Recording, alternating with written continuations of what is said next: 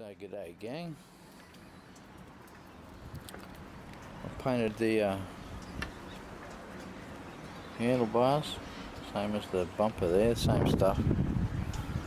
Just aluminium engine paint with some clear on it. There's the seat that came with it, and that was all rusty, so we painted that up black and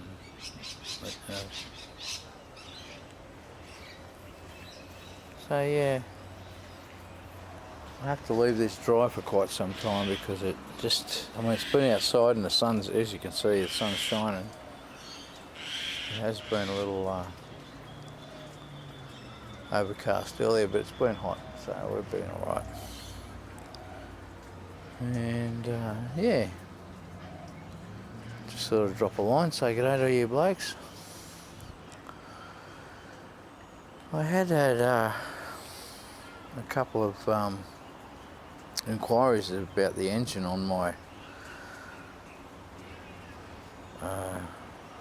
Holden Motor Body Builders Chevrolet 1938 standard sedan, and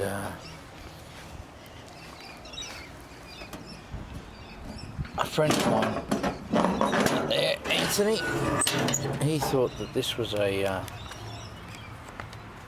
thought this car had a 5 litre in it, a 350 or a small block anyway. He said, and I noticed until he saw the exhaust manifolds that he knew it wasn't a small block Chevy, because of course otherwise these two exhaust runners would be in the middle and the plugs would be at the side. But but it's a 5 litre 4.9 Holden V8, and it's very much like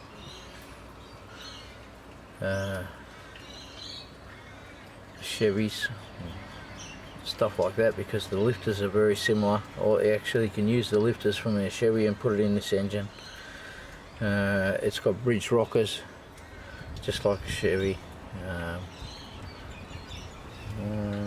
The bores are 4-inch, the strokes like a 5 litre Chev.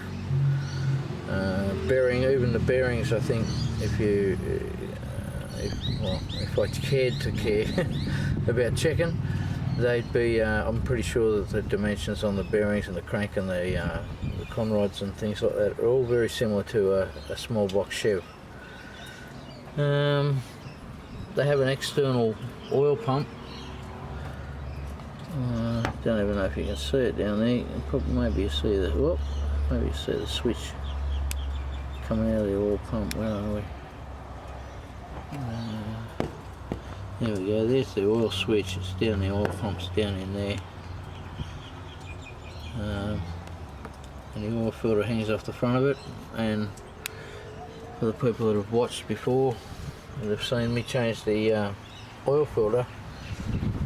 I have to jack it up and take that wheel off, pull the alternator off, which is half hanging out the inside guard there, and yeah, that's how you got to go about that little process. Well, that's alright. Now, Anthony was wondering a little more about this engine, and they first came out, the V8 engine first came out in Australia in Holden's in 1969. In 68 they were using a Chevy V8, so 6-cylinder Holden engines, which have been around for a long time. Different capacities, but this particular engine block, or the design of it, came out in 1969, as I said, in two forms. One was a 253 cubic inch, which is a 4.2 litre, and the other was a 308 cubic inch, which was what they called a 5 litre, but it's obviously 308 cubic inches is not 5 litre. If you do the, get down to Nicky Piggy. But anyway, and they were carburetted engines. As you can see, this one's fuel injected.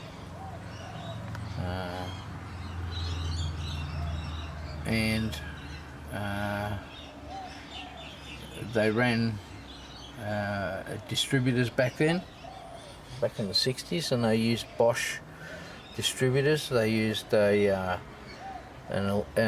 alloy manifold, inlet manifold. The early ones, the 69 models, had water heating going through the manifold. Just 253 or the 4.2 had a single WW2 Stromberg, and the 5 litre they also had the aluminium manifold, but they had a Rochester on them. So and they all ran distributors, and this vehicle itself still runs a distributor, which essentially is just a trigger to the distributors down the back of the engine. You can see the coil. Not much really happens to these.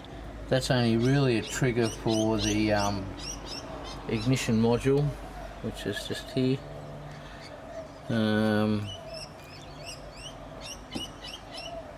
These do fail from time to time, but not very often, or the coil, but the distributor never does. And essentially the distributor just does the timing and the fuel for the injectors.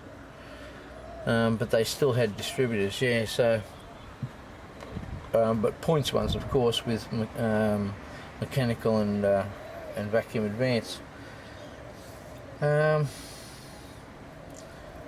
Yeah, then they when it got to about where was it? Well, there's a myriad of transmissions that went behind them as well. There was the Trimatic, and there was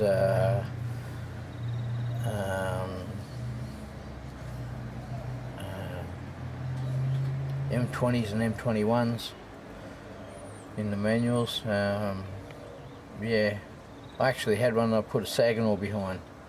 It was a great engine and a great gearbox, and it blew that. But I put I think 15 diff centers in it in 18 months, so I wasn't real gentle. but that was cool.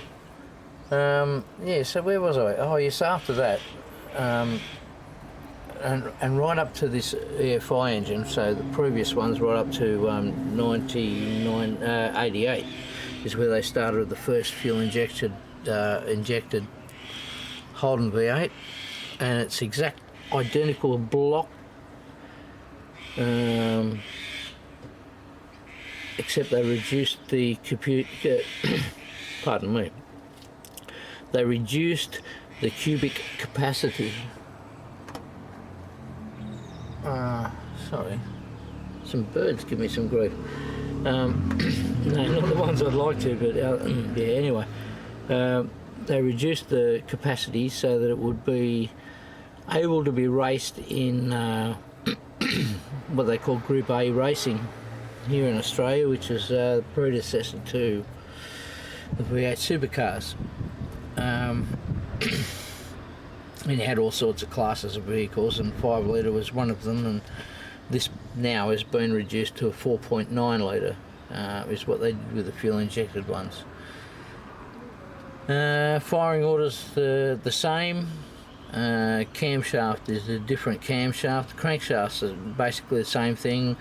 The block itself, the crankshaft, camshaft is different because, of course, you have to reverse when you change this orientation. You need to change the valves around. And these were very particular. These were a very popular engine anyway to try and make horsepower, because these cylinder heads in standard fashion, in standard form, as these ones are, can accommodate 650 horsepower. So that's not bad out of an old cast iron. Well, it's not an old, but a cast iron head, and it's all to do with the design of the head. And yeah, so I think I've just, well, and of course there are many other options you can buy with these things too. At one stage Holden in let me think, was it get this kind of close to probably 94, in 94 I think, you could go and get yourself an option to have a Paxton supercharger stuffed on the side of it there, and a 355 stroker kit, and that was all covered by Holden warranty. The Corsa Performance Centre. Now there's many other performance Holden places. Walkinshaw is probably the biggest performance place. But unfortunately, at the end of this year, there won't be any more Holdens. We're at our very last series of the Holden. The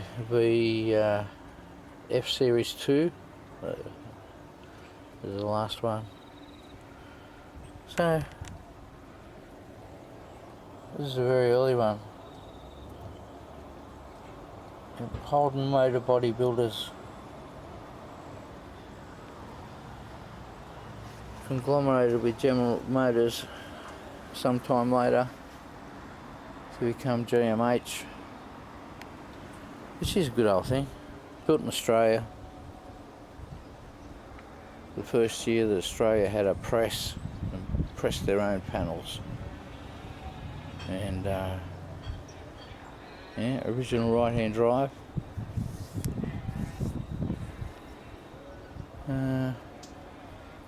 I've had it for a while.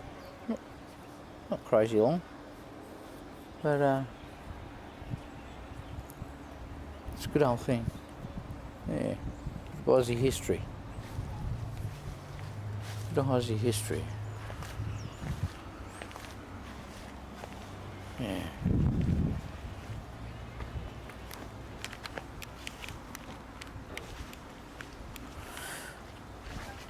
It's a good old thing. Humpback, suicide rear doors. You know what I mean? Good old thing. But underneath this little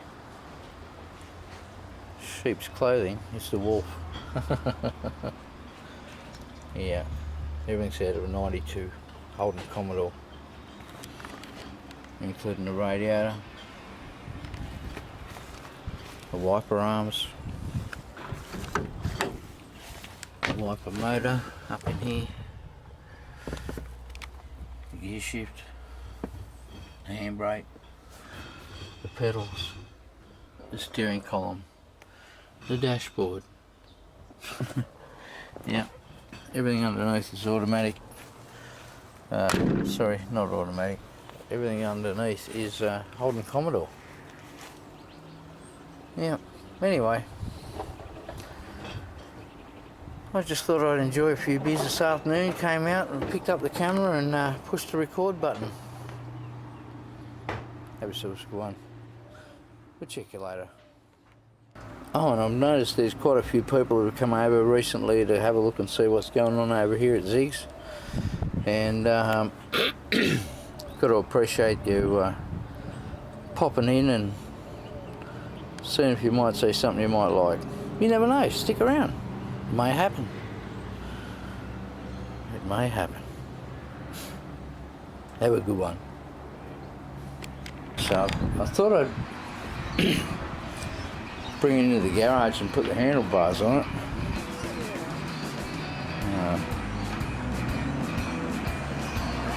No, they're not going to go that way. They're going to go up the other way. But I've just had to pick it up off the ground because the door closed. I had it sort of parked out here a bit. Know what I mean? The door comes swinging in.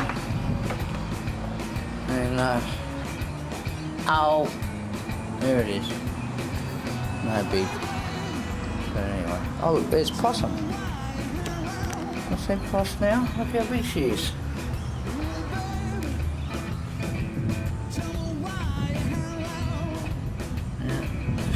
sit in my hand. Now she hangs over both sides by heaps. How you doing, Price?